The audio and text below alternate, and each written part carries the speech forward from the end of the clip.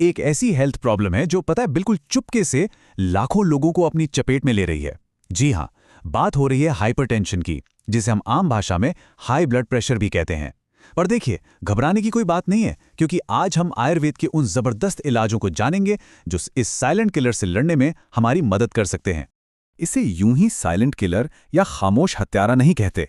ये नाम अपने आप में एक चेतावनी है कि ये बीमारी बिना कोई दस्तक दिए हमारी सेहत को अंदर से कितना नुकसान पहुंचा सकती है। इसीलिए इसे समझना और भी ज्यादा जरूरी हो जाता है। तो सवाल उठता है कि ये हाइपरटेंशन आखिर है क्या? चलिए इसे बिल्कुल आसान भाषा में समझते हैं। मान लीजिए एक पानी का पाइप है और उसमें प्रेशर बहुत बढ़ गया है।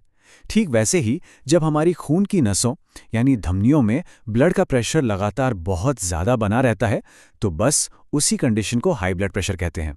और अगर ये प्रेशर कम न हो तो ये हमारे दिल के लिए बहुत खतरनाक साबित हो सकता है। तो चलिए इस साइलेंट किलर को थोड़ा और करीब से जानते हैं। इसके पीछे क्या वजहें हैं, हमारा शरीर हमें क्या इशारे देता है, और सबसे ज़रूरी, आयुर्वेद हमें इससे बचने के लिए कौन कौन से असरदार रास्ते दिखाता है। देखिए, किसी भी प्रॉब्लम का परमानेंट सॉल्यूशन तब तक नहीं मिल सकता जब तक हम उसके जड़ तक ना पहुंचे, है ना? तो आइए सबसे पहले आयुर्वेद के नज़रिए से ये समझते हैं कि आखिर हमारे शरीर में ऐसा क्या गड़बड़ होता है जो हाई ब्लड प्रेशर को जन्म देता है।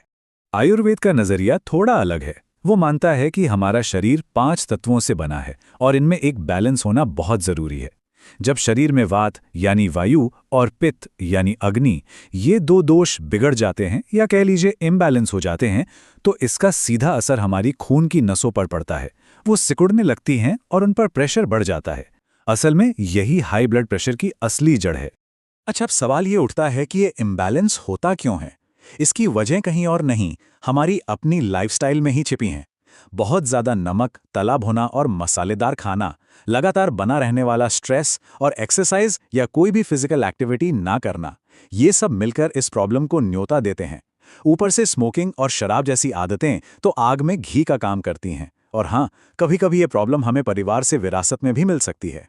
तो अब जब हमने वजहें समझ ली हैं, तो ये जानना भी उतना ही ज़रूरी है कि हमारा शरीर हमें इस प्रॉब्लम के बारे में बताता कैसे है। चलिए उन सिग्नल्स को पहचानते हैं।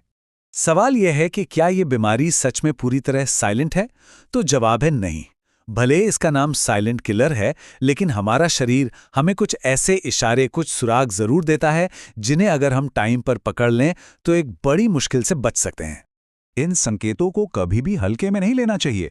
जैसे अगर सुबह उठते ही लगातार सिर में दर्द रहता है, या दिन में अचानक चक्कर आने लगते हैं, घबराहट महसूस होती है, सीने में भारीपन या सांस लेने में तकलीफ होती है, या फिर बिना किसी वजह के बहुत ज़्यादा थकान और चिड़चिड़ापन महसूस होता है, तो ये सब आपके शरीर के सिग्नल्स हो सकते हैं।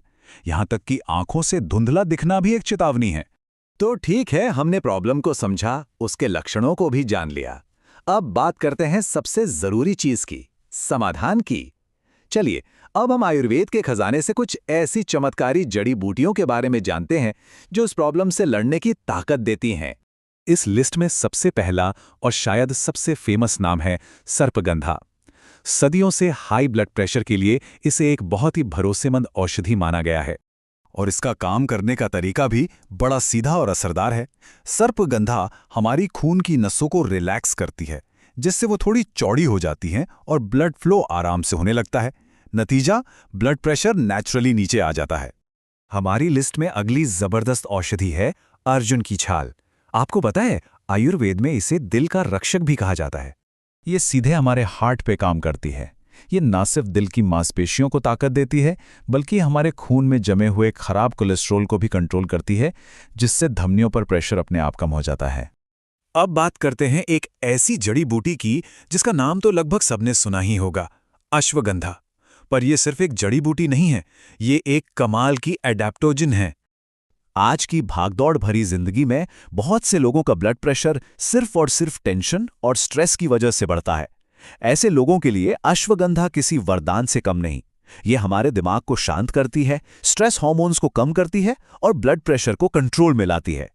अगला उपाय तो इतना आसान है कि वो हमारी रसोई में ही मौजूद है, लहसुन। इसे अक्सर गरीबों का अमृत भी कहा जाता है, और वो क्यों, ये भी जान लेते हैं।